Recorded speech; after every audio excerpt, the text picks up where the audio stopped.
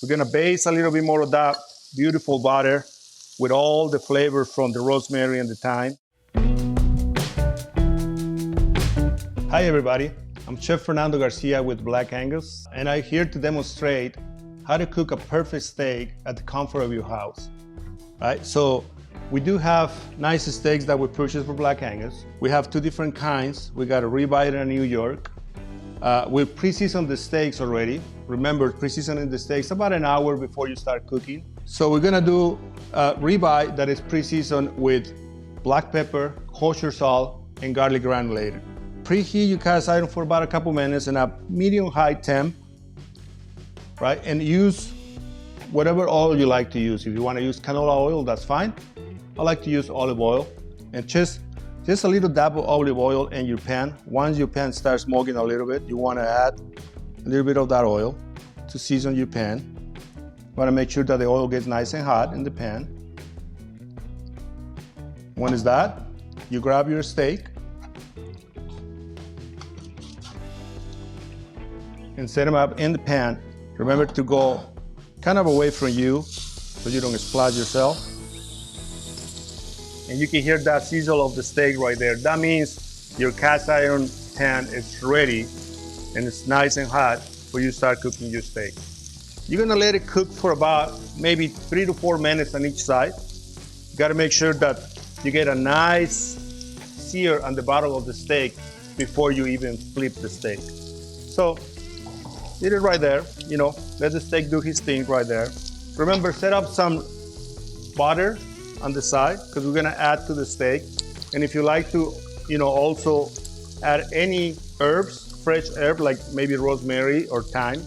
I'll always use both, but you can use either just rosemary or just fresh thyme. You're gonna let it cook right there. As you can see, start getting nice sizzle on the bottom. Just let it do his thing right there. Make sure you press just a little bit just to make sure that all the surface on the bottom of the steak is getting nice and seared. At that point, you want to use some of this butter. You're going to add it to the pan.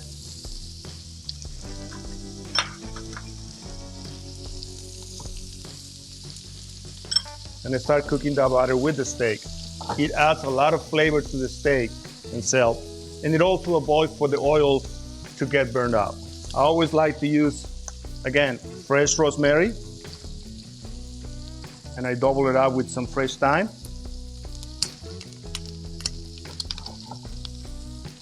And then one of the tricks on cooking a steak on the pan is actually basting the top of the steak with that nice looking butter that is cooking right on your steak right there. As you can see, we got a nice temp on the pan. The batter is nicely cooking right there at the steak. The steak is getting nice and seared right on the bottom. See, I want a little more of that. So I want a nice cross right on the steak. So when I flip it over, it'll be just nice sear. And searing the steak on the outside will lock all the juices in the steak. Remember to always keep a thermometer to check the temperature of your steak. Most likely people like it medium rare. So in about 120, 125 degrees, that's when your steak is gonna be ready. Again, it's cooking nicely right there, as you can see. We're gonna baste a little bit more of that beautiful butter with all the flavor from the rosemary and the thyme.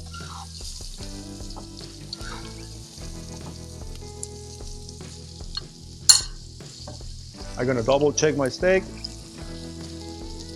You see that nice sizzle right there? So we're gonna flip the steak over and we're gonna continue to cook the steak for about another 3 or 4 minutes. When we finish with the steak, we're gonna make sure we put some fresh butter right on top of the steak, and the butter is gonna melt right over the steak. That enhance the flavor of the steak as well. Again, we're gonna cook this steak until it gets nice and seared on the other side. And we're gonna continue to baste that steak with this beautiful butter. Okay, and I think we're ready to check the temperature of the steak and see if we're there. We can always cook a little longer if we need to, but I'm gonna grab my thermometer And that's probably one of the best ways to do it.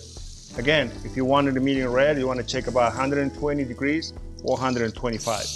Once we check that, we're gonna make sure that the steak rests before we slice in the steak.